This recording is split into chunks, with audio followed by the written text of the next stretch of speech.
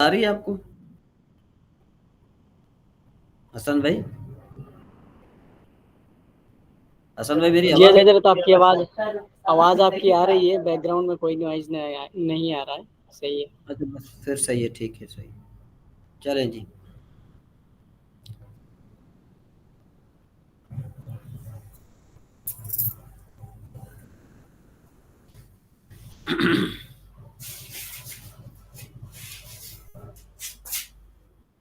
اعوذ باللہ من الشیطان الرجیم، بسم اللہ الرحمن الرحیم۔ ماتن علیہ رحمان نے ارشاد فرمایا، النحو علم باصول یعرف بها۔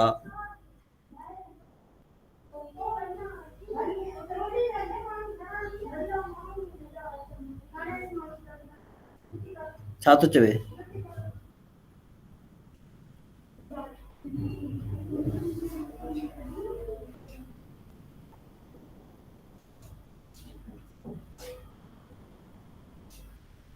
ایک منٹ ذرا حسن بھائی، ایک منٹ۔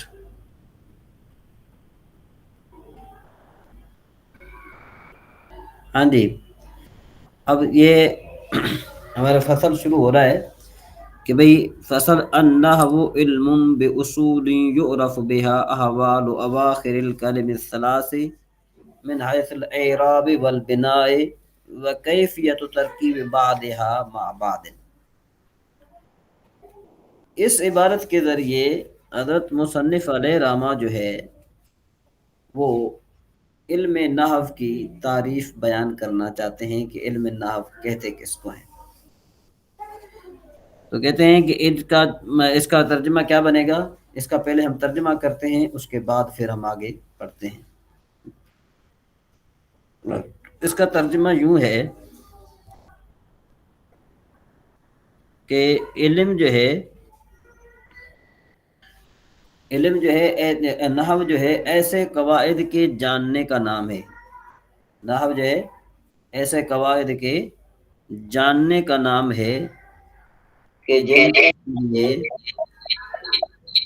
ایک منٹ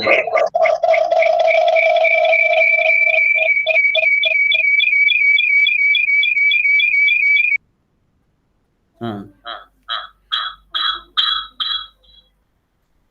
اب ذرا ہم پڑھتے ہیں اس کے علم نحو کے بارے میں کہ نحو جو ہے ایسے قواعد کے جاننے کا نام ہے یا ایسے قواعد کا جاننا ہے جن کے ذریعے سے تین کلموں کے آخر کے احوال مورب اور مبنی ہونے کے اعتبار سے معلوم ہو سکے، اور ان میں سے بعض کلموں کو بعض کلمے کے ساتھ ملانے کا طریقہ معلوم ہو سکے۔ ٹھیک ہے جی، دوبارہ سنیے گا ذرا کہ علم نحو جو ہے ایسے قواعد کے جاننے کا نام ہے، ایسے قواعد کے جاننے کا نام ہے کہ جن کے ذریعے سے تین کلموں کے آخر کے احوال مورب اور مبنی ہونے کی حیثیت سے معلوم ہوں، اور بعض کلموں کو بعض کلموں کے ساتھ ملانے کا طریقہ معلوم ہو، تو اس کو کیا کہتے ہیں؟ اس کو نحو کہتے ہیں۔ جی یہاں تک بات سمجھ میں آ گئی نا؟ جی جی، ہاں، آگے چلتے ہیں ذرا آگے۔ اب یہ کہتے ہیں اس عبارت کی کچھ تشریح یوں بنے گی، تو سب سے پہلے ہم جو بات سمجھنا چاہتے ہیں وہ فصل کے بارے میں۔ کہتے ہیں فصل کا لغت میں معنی ہے کاٹنا، جدا کرنا۔ بھئی ویسے تو فصل انفصال سے ہے نا، اتصال کا معنی ہوتا ہے ملنا، وصل کا معنی ہوتا ہے ملنا۔ ٹھیک ہے جی، فصل معنی جدا کرنا۔ کیا مطلب؟ اس کا مطلب یہ ہوا کہ جو پچھلی بات ہے اور جو اگلی بات ہے ان کا آپس میں کوئی ربط نہیں ہے، کوئی تعلق نہیں ہے۔ وہ جو پچھلی بات ہے وہ اپنی مطلب یہ کہ ایک اپنی حیثیت رکھتی ہے، اس کا مقصد علیحدہ ہے، اب جو اگلی جو بات آ رہی ہے اس کا مقصد علیحدہ ہے۔ تو یہاں پر جو ہے مصنف علیہ رحمٰن نے یہ فرمایا، فصل کہہ کر یہ فرما دیا کہ پچھلی بات اب ختم ہو گئی، اب نئی بات۔ تو اس کے بعد اور اصطلاح میں کہتے ہیں کہ دو مختلف حکم کے درمیان حائل ہونا، دو مختلف درمیان میں کیا ہونا؟ حائل ہونا۔ کہتے ہیں کہ یہ جو فصل ہے نا، لفظ فصل، میں نے آپ کو اس کی ترکیب ویسے بتائی تھی، لیکن ایک اور آپ کو ترکیب بتا دیتا ہوں کہ یہ جو لفظ فصل ہے نا، اس میں دو احتمال ہیں۔ پہلی بات تو یہ ہے کہ یہ مورب، یا تو مورب ہے یا مبنی ہے۔ تو جب اس میں دو احتمال ہیں، یا تو مورب ہے یا مبنی ہے، تو ہمیں پہچان کیسے حاصل ہوگی؟ تو اس کا آسان طریقہ ہے، وہ آسان طریقہ یہ ہے کہ فصل اگر اس کو مانا جائے مفرد، ٹھیک ہے جی، یعنی صرف فصل مانا جائے تو یہ مبنی ہے۔ سوال یہ پیدا ہوتا ہے کہ بھئی اس کو تم کہتے ہو کہ بھئی یہ مورب بھی ہو سکتا ہے اور مبنی بھی ہو سکتا ہے، حالانکہ ایک ہی کلمہ مورب بھی بنے مبنی بھی بنے، یہ تو نہیں ہو سکتا۔ اگر مبنی ہے تو پھر مبنی ہے، اور اگر مورب ہے تو پھر مورب ہی ہونا چاہیے، مبنی کیوں؟ اس کا جواب یہ ہے کہ یہ اصل میں، اور اعتراض کرنے والا یوں بھی اعتراض کر سکتا ہے کہ یہ فصل جو ہے یہ اسم متمکن ہے، اور اسم متمکن مورب ہوتا ہے، مبنی نہیں ہوتا۔ اسم متمکن کیا ہوتا ہے؟ مورب ہوتا ہے، مبنی نہیں ہوتا۔ یہ ذوالفقار ایسا ہی ہے نا؟ جی بالکل، ہاں، تو جب وہ مورب ہوتا ہے، مبنی نہیں جب ہوتا۔ ترکیب میں واقع ہو تو مورب ہوتا ہے۔ ہاں، تو یہ سیدھا آپ نے جواب بھی دے دیا نا، آپ نے جواب دے ہاں دیا نا کہ بھئی یہ ترکیب میں واقع نہ ہو، یعنی مفرد ہو۔ ہاں کیا مطلب؟ یہ کہ ترکیب میں واقع نہ ہو۔ جب ترکیب میں واقع نہیں ہوگا تو کیا ہوگا؟ مبنی ہوگا، مبنی ہوگا۔ تو اسم متمکن جب ترکیب میں واقع نہیں ہوگا تو کیا ہوگا؟ مبنی ہوگا۔ اسم متمکن جب ترکیب میں واقع نہ ہو تو کیا ہوگا؟ واقع مورب نہ ہوگا ہو نا۔ تو ہاں، نہ ہو تو پھر کیا ہوگا؟ مبنی ہوگا۔ مبنی ہوگا، ہاں، تو یہاں پر چونکہ جو ہے نا ہم نے کہا کہ اگر اکیلا ہو، اگر اکیلا ہو اکیلا ہو تو یہ کیا ہوگا؟ یہ مبنی برسکون ہوگا۔ اور مبنی اگر بن سکتا اور مرکب ہو تو یہ پھر جو ہے نا کیا ہے کہ مرفوع ہوگا، اور پھر یہ خبر بنے گا مبتدا محذوف کی، یعنی حاذا کی۔ ٹھیک ہے جی۔ اور اس میں جو ہے نا اس کو دو اعراب پڑھے جا سکتے ہیں۔ ایک تو یہ کہ بھئی اس کو آپ جو ہے نا مبتدا خبر مانیں، اور دوسری بات یہ ہے کہ آپ اس کو مانیں مفعول بہی۔ اگر یہ منصوب ہو تو یہ مفعول بہی ہوگا، کس کا؟ فعل محذوف کا۔ فعل محذوف کا کیا ہوگا؟ یہ مفعول بہی بنے گا، پھر اس کا معنی بنے گا آنی فصلا۔ ٹھیک ہے جی۔ اب اس کے بعد جو ہے آپ کو فائدے کے طور پر ایک اور بات بتانی چاہیے کہ یہ جو علم نحو ہے نا، نحو لفظ نحو، یہ لفظ نحو جو ہے نا، اس کے 14 معنی آتے ہیں۔ کتنے معنی آتے ہیں؟ 14۔ 14۔ ہاں، اس کا یہ میں نے وہ نحمیر کا جو PDF تھا اس میں میں نے 9 جو ہے نا وہ معانی 10 معانی لکھے تھے، اس کے مثال بھی ہیں، وہ میں آپ کی طرف میں بھیج دیتا ہوں، آپ اس کو فالو کیجئے گا۔ تو ویسے اس کے جو ہے نا کیا ہے کہ 14 معنی آتے ہیں۔ یعنی نحو کا معنی قصد بھی بنتا ہے، جیسے نحو تو نحون کہ میں نے قصد کیا ہے، مقدار بھی بنتا ہے، قبیلہ بھی طرف، بنتا ہے، کنارہ، ہاں طرف بھی بنتا ہے، صرف بھی بنتا ہے، یعنی صرف کے معنی میں بھی آتا ہے، معنی پھیرنا۔ نعو کے معنی میں بھی آتا ہے کہ بھئی عقل تو ثلاثت انواع، کہ بھئی میں نے جو ہے نا کیا ہے کہ کیا کہتے ہیں، ثلاثت انحاء، کہ میں نے 3 قسم کے جو کھانے ہیں نا وہ میں نے کھائے۔ مثل کے معنی میں بھی آتا ہے، طریق کے معنی میں بھی آتا ہے، سیانت کے معنی میں بھی آتا ہے، فصاحت کے معنی میں بھی آتا ہے، میلان کرنا کے معنی میں بھی آتا ہے، پیروی کرنے کے معنی میں بھی آتا ہے، اعتماد کرنے کے معنی میں بھی آتا ہے، دور ہونے کے معنی میں بھی آتا ہے۔ تو اب اس کی تعریف جو ہے نا، اب تعریف تو ہو گئی، اب ہم نے کیا کرنا ہے، اس کو آپ دوبارہ ذرا دیکھو کہ یہ کتاب میں آپ کو نظر آ رہا ہوگا کہ فصل کے النحو علم باصول یعرف بها۔ اب ہم ذرا یہ جو قید ہے نا، جو قید ذکر کیے گئے اس کی تعریف میں ہم نے اس کو پڑھنا ہے۔ اور میں نے آپ کو بتایا تھا کہ جو بھی تعریف ہوتی ہے نا، جنسیں فصلیں جتنی بھی ہوتی ہیں، یعنی جو تعریف ہوتی ہے وہ جنس اور فصول پر مشتمل ہوتی ہے۔ اس کی ایک ہوتی ہے جنس، پہلا کلمہ ہوتا ہے جنس، باقی جتنے کلمے ہوتے ہیں وہ کیا ہوتے ہیں؟ وہ ہوتے ہیں فصل، یعنی اس کے فصل ہوتے ہیں۔ اور جنس کا جنس آپ نے تعریف پڑھی ہے، جو تمامی مشارکات کے لحاظ سے تمام مشترک ہو اس کو جنس کہتے ہیں۔ اور فصل کس کو کہتے ہیں؟ فصل کہتے ہیں کہ بھئی جو جمی ما ادا سے اس کو ممتاز کرے اس کو فصل کہتے ہیں۔ جی ذوالفقار صاحب، جنس کی تعریف کیا میں نے پڑھی؟ جنس جو ہوتی ہے نا کہ جس میں تمام مشارکات، ہاں، جو تمام مشارکات کے لحاظ سے تمام مشترک ہو، اور تمام فصل مشترک کس کو جنس، کہتے ہیں؟ اور جو فصل اس کو تمام کہتے ہیں مشترک نہ ہو اس کو فصل کہتے ہیں۔ جو جمی ما ادا سے ممتاز کرے، جمی ما ادا سے ممتاز کرے یا بعض ما ادا سے ممتاز کرے، ٹھیک ہے نا جی؟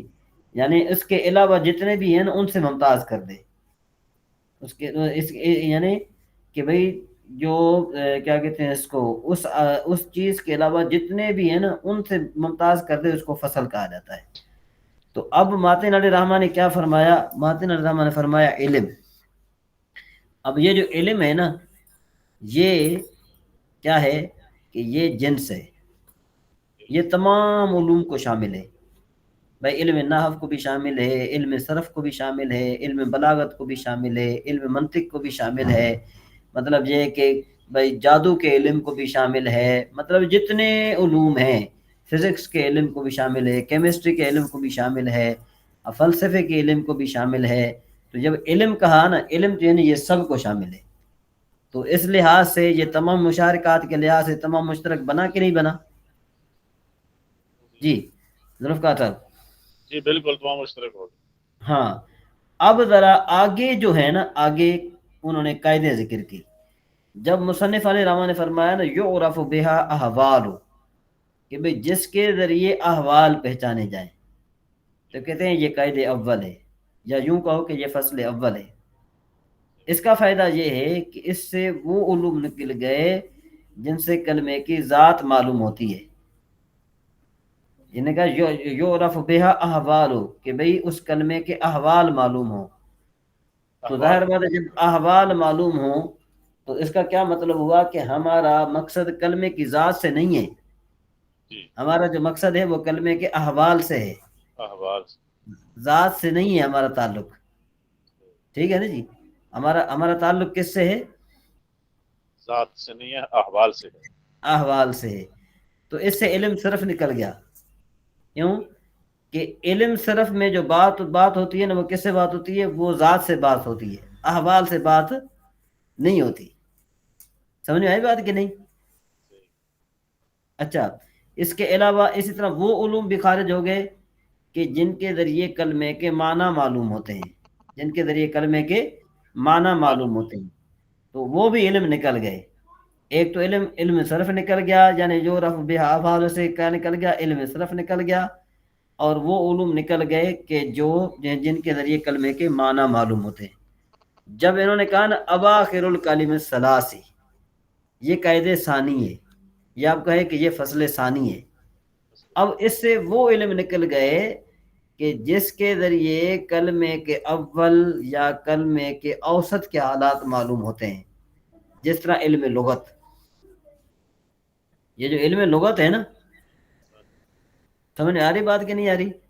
جی جی ہاں، تو علم لغت جو ہے نا کیا نکل گیا۔ اسی طریقے سے وہ علوم بھی خارج ہو گئے کہ جس کے ذریعے مکلفین کے احوال معلوم ہوتے ہیں، یعنی وہ بھی جو ہے نا علم نکل گیا کہ جس کے ذریعے مکلفین کے احوال معلوم ہوتے ہیں۔ مکلفین کا مطلب یہ جیسے ہم مکلف ہیں کہ بے نماز پڑھنا، روزہ رکھنا، اور پاکی کرنا، پلیتی سے بچنا وغیرہ وغیرہ، یہ جو ہے نا یہ جس علم سے حاصل ہوتے ہیں اس علم کو علم فقہ کہتے ہیں۔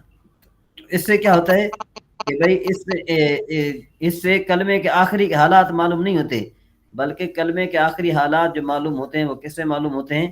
وہ معلوم ہوتے ہیں کیا کہتے ہیں اس کو؟ علم نحو سے۔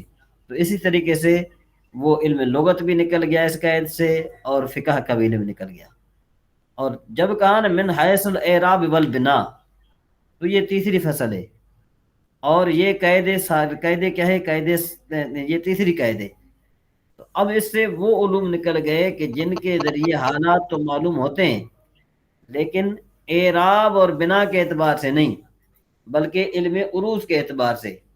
اس کی مثال دیتے ہیں، جیسے دیکھو علم عروض کس کو کہتے ہیں کہ بھئی یہ شعر ہے نا، شعر کے آخری جو حرف ہیں ان کے شعر میں آخری حرف کی جو ہے نا وہ احوال معلوم ہوتے ہیں. کسی طریقے سے میں آپ کو یوں کہوں، دیکھو، اقل اللوم عادل والعتابا وقولی ان اصبت لقد اصابا.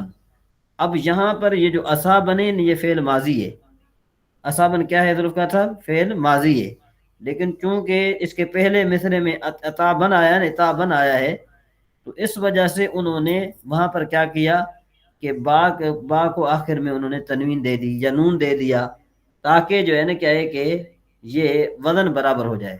تو اب دیکھو کہ وہاں پر بھی کلمے کے آخری احوال معلوم ہوتے ہیں علم عروض میں، لیکن علم عروض میں اعراب اور بنا کی حیثیت سے نہیں ہوتے.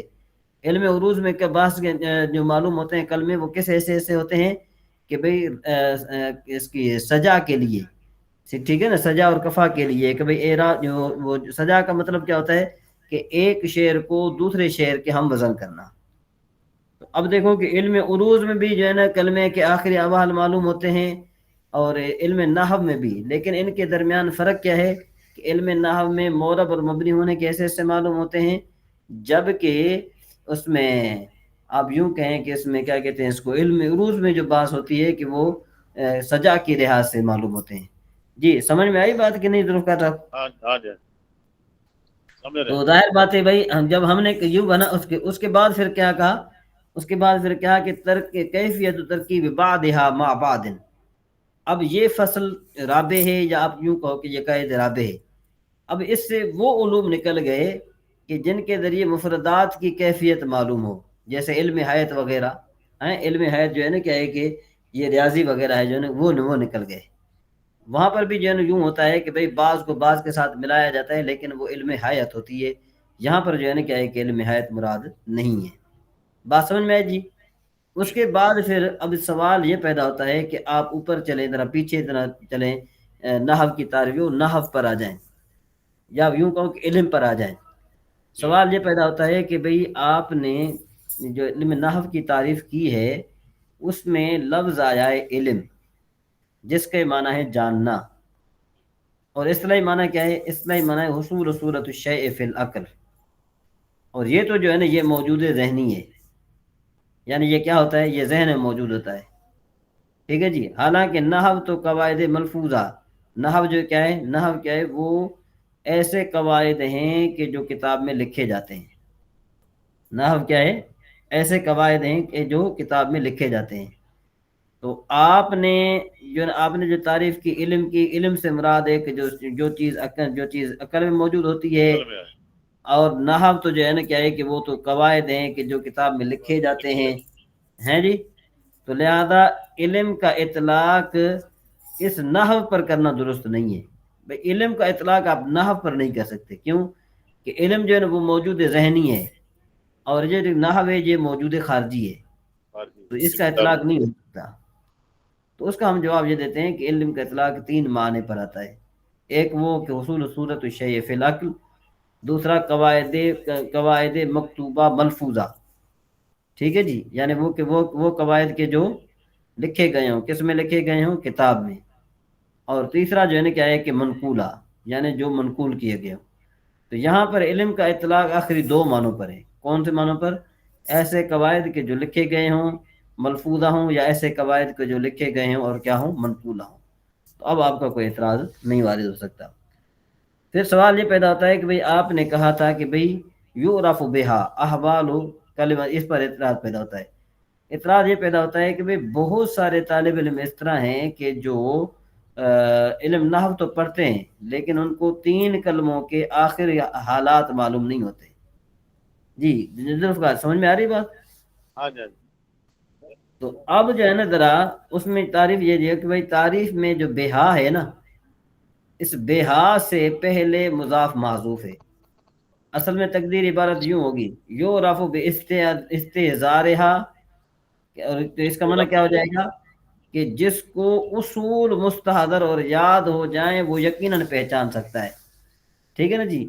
اور حالات دریافت کر سکتا ہے. مطلب یہ کہ بھئی علم نحو پڑھنے سے نہیں ہوگا سارا کچھ، بلکہ کیا ہوگا کہ اس کے احوال یاد کرنے پڑیں گے. جب اس کے احوال مستحضر ہوں گے نا تو پھر انسان پہچان سکتا ہے.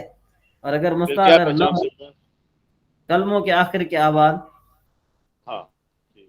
یورف بہا کہ بھئی کہتے ہیں کہ بہت سارے طالب علم تو اس طرح ہیں نا کہ جنہوں نے علم نحو پڑھا ہوا ہے، لیکن کیا ہے کہ وہ کلموں کے احوال کو نہیں جانتے.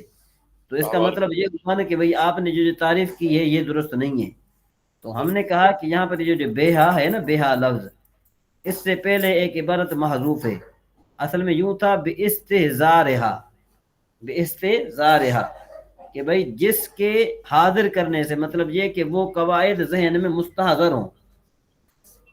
وہ کیا ہوں ذہن میں، وہ قواعد کیا ہوں ذہن میں مستحضر ہوں، حاضر تب انسان پہنچ جا سکتا ہے. نہیں سمجھ میں آئی بات جی؟ یہ تو رفقا صاحب. یہ سمجھ گیا، مطلب جب تک قواعد کوئی ذہن میں نہیں ہے اس کے حوالہ ہم کیسے جانیں گے؟ ہاں، حوالہ نہیں جانے کے تو پتہ نہیں چلے گا. تو اس کے بعد پھر سوال یہ پیدا ہوتا ہے کہ بھئی آپ کی تعریف میں احوال کا لفظ آیا ہے. اب آپ کی اس سے مراد جمیع احوال ہیں یا بعض احوال ہیں؟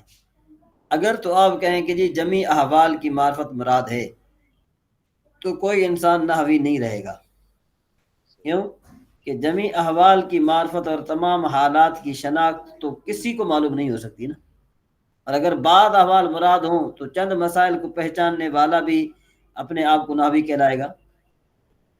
جی جی ذوالفقار صحیح، صاحب، ہاں بالکل صحیح بجا ہے. کہ صحیح بھئی کہا. اگر آپ احوال سے مراد کیا لیتے ہیں، احوال سے مراد آپ جمیع احوال لیتے ہیں تو پھر تو کوئی نحوی نہیں رہے گا نا. کوئی بھی نہیں رہے گا. بھئی جتنے بھی ہیں، جتنے بھی انسان ہو، سب کو سب جن ایٹ اے ٹائم سب تو نحو کے احوال یاد نہیں ہوتے نا. ہاں نا. ٹھیک ہے نا جی؟ تو کوئی نحوی نہیں رہے گا. اور اگر آپ کہیں کہ بھئی بعض مسائل، تو کوئی یوں پڑھے بھئی کل فاعل مرفوع، کہ بھئی ہر فاعل مرفوع ہوتا ہے، تو وہ بھی نحوی بن جائے گا پھر. نہیں بنے گا، وہ بھی ہے مشکل جی؟ ہے. وہ بنے گا تو نہیں نکلوائے گا صرف. نہیں مطلب یہ کہ جب ہی آپ نے بعض جو مسائل مراد لیے، جب بعض ہاں مسائل بعض مراد لکھے پھر بن گیا. پھر تو بن گیا جس نا. میں تھوڑا سا بھی ہوگا وہ بھی نافی ہو گیا نا. ہاں، تو کہتے ہیں کہ بہر کیف اول صورت میں بھی نحوی کا غیر نحوی ہونا لازم آتا ہے، اور دوسری صورت میں غیر نحوی کا نحوی ہونا لازم آتا ہے.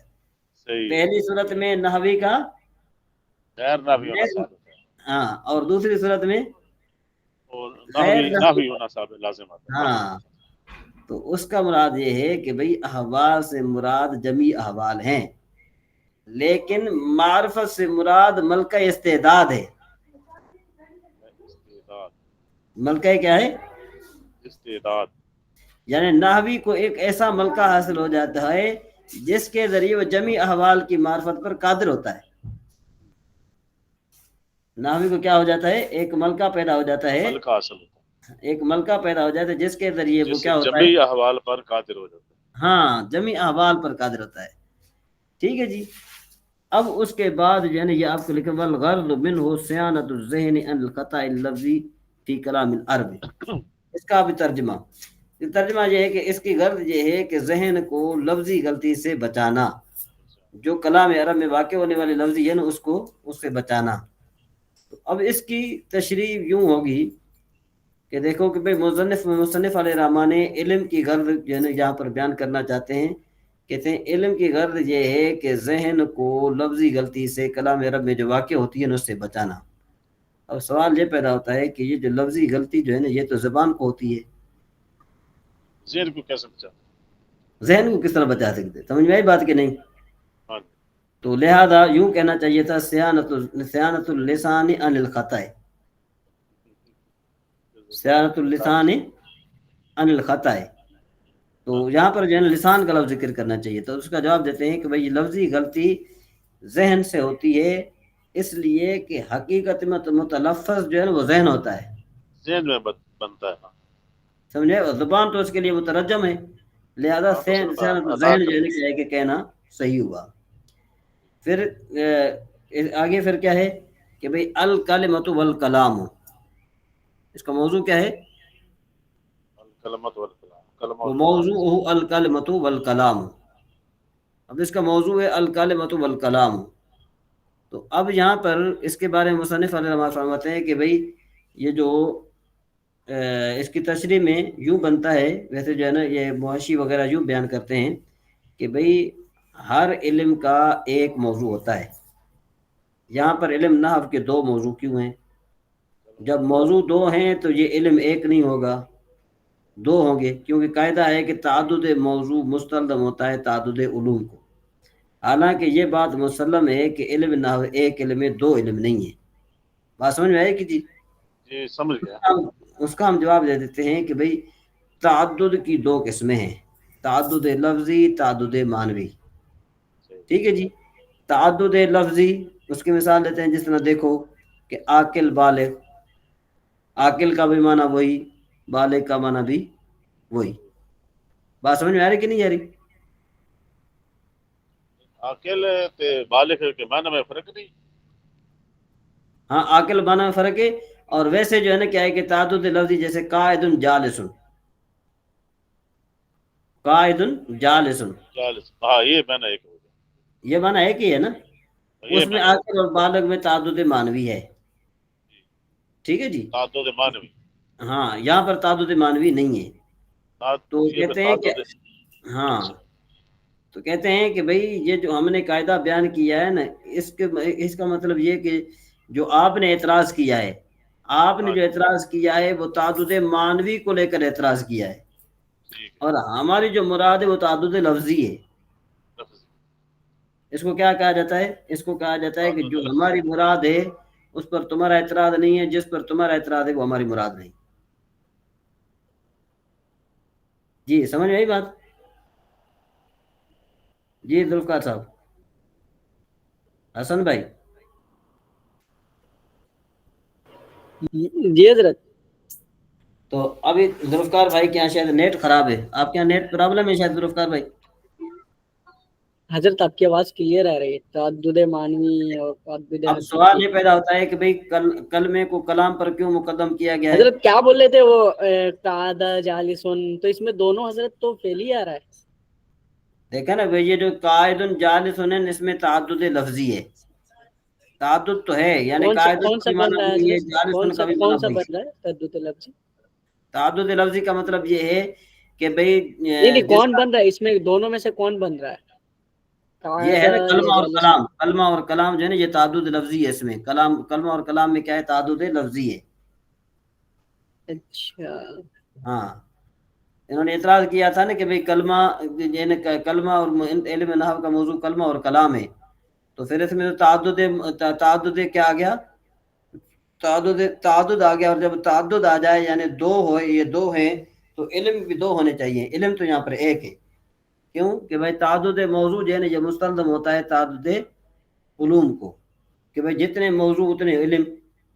یہاں پر آپ جو ہے نا علم ایک ہے اور آپ اس کے موضوع دو بتا رہے ہیں، تو ہم نے یہ بتایا کہ یہاں پر تعدد کی دو قسمیں، تعدد معنوی، تعدد لفظی۔ تو یہاں پر جو ہے نا کیا ہے کہ تعدد لفظی مراد ہے، اس پر جو ہے نا کوئی اعتراض پیدا نہیں ہوگا۔ جی بات سمجھ میں آ گئی؟ جی حضرت بالکل، جی جی حضرت بالکل۔ آج آپ کا سبق جو ہے نا یہاں پر اگر پورا ہو وہ گیا۔ تعدد لفظی اور تعدد معنوی نہیں رہتا تو